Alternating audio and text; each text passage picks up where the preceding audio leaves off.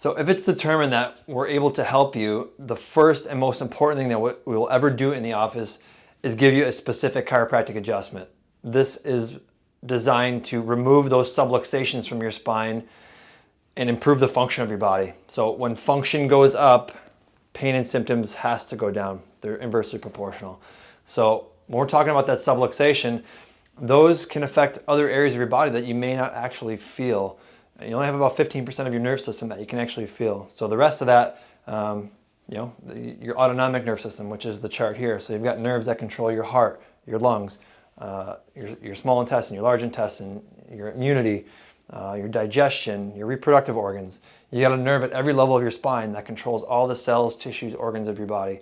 So if you have a subluxation, your body might not be functioning to its potential. When we improve that motion through the chiropractic adjustment, we're really restoring that brain-body connection. So the adjustment is the most important thing that we're ever going to do in the office. And we've seen time after time again that our patients report these really cool stories that sometimes they don't always expect when they're coming in for a neck pain or a back pain.